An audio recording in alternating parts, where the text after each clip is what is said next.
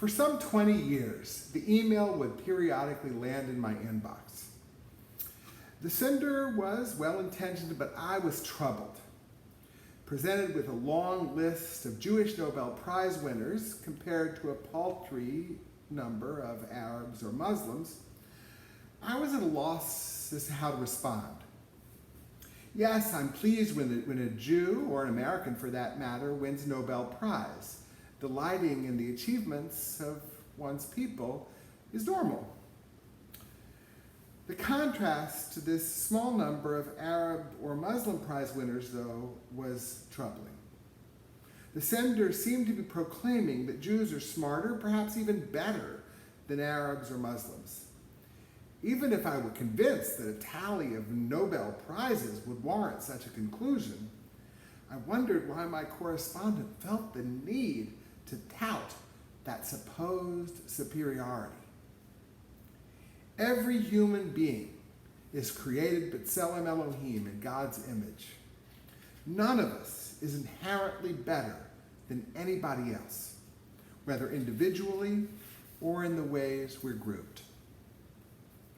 A passage from this week's Torah portion, though, follows an oft-repeated theme that does suggest Jewish superiority.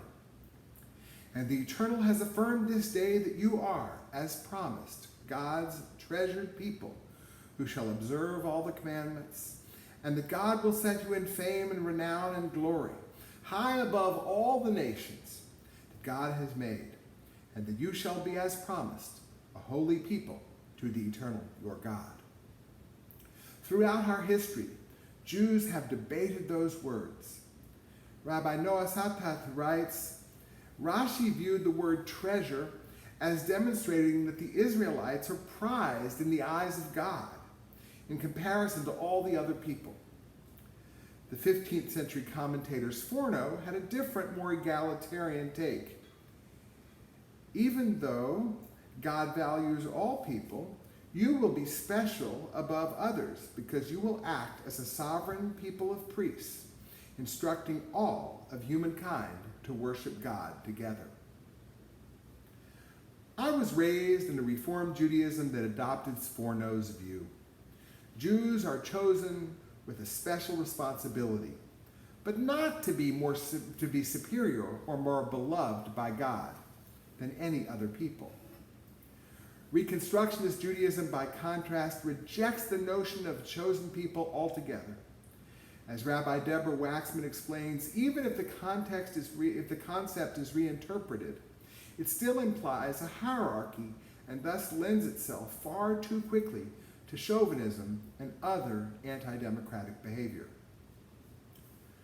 Jews do need to be particularly concerned about any supremacist ideology.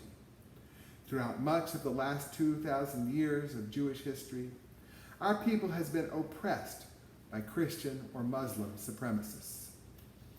Nevertheless, as Rabbi Satat writes, even though white supremacist ideologies around the world target Jews as enemies of a superior race, an analogous ideology has existed in Israel since the 1970s, the Kahanist movement, which advocates Jewish superiority.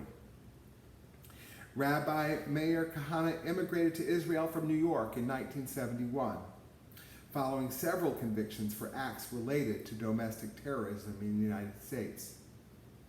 Once in Israel, Kahana developed his racist theories, essentially targeting Arabs both within Israel and in the occupied territories. Underlying his theories was the dissemination of the idea that Jews are the chosen superior people who must therefore separate themselves from others. Kahana wrote, "The people of Israel were chosen to continue the first human, and they are called Adam, human, since they have the souls of humans, the wonderful special creation in the world. Gentiles, while they are physically equal to Israel, aren't human in the spiritual sense." Kahana's words are repugnant, if not surprising. The Nazis defined Jews and others marked for extermination as subhuman. Kahana did the same. Despite being assassinated in New York in 1990, Kahana's hateful ideology has endured. Most horrifying was the terrorist attack carried out by an American-born Kahana follower, Baruch Goldstein. Journalist Matt Plen explains, on Purim morning, February 25, 1994, Baruch Goldstein walked into the Muslim prayer hall at the Tomb of the Patriarchs in Hebron. Goldstein opened fire into the crowd, killing 29 people and injuring 125 until he was overwhelmed and beaten to death by survivors.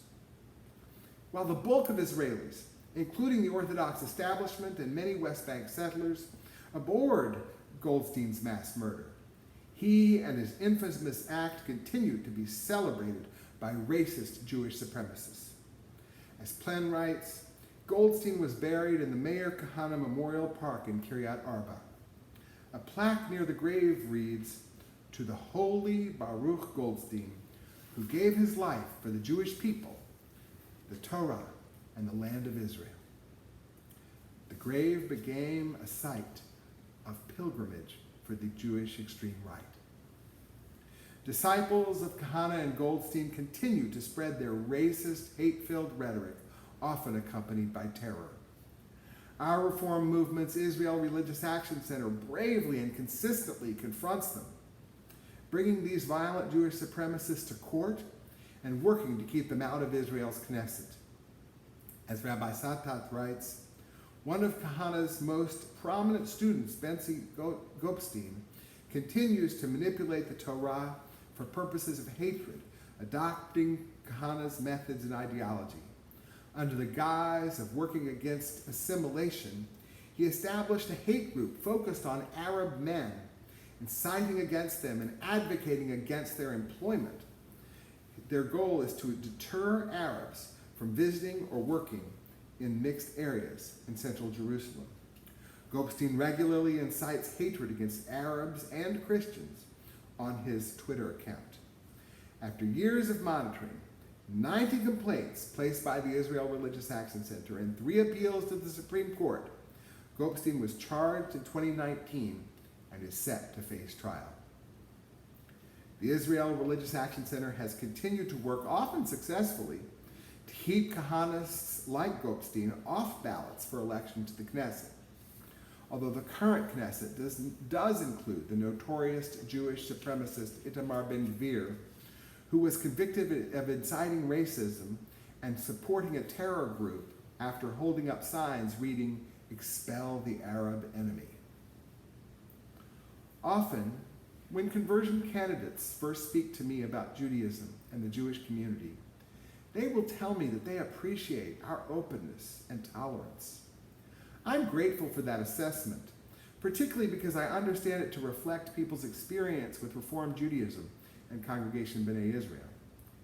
Still, we must not be smug. We do have, and always have had, racist Jewish supremacists among us, and they find support in words of Torah, however manipulated. Even as we are grateful to be called God's treasured people, let us take those words as a call to action and responsibility, not as an indication of superiority. Let us approach other peoples with humility and curiosity, not disdain. We, so often the victims of others' supremacist ideologies, must not foster our own. Instead, we rejoice in our duties to God, to other Jews, and to repairing the world, the tasks for which we have been chosen. And let us never imagine that what makes us different and distinct as Jews also makes us superior. Amen.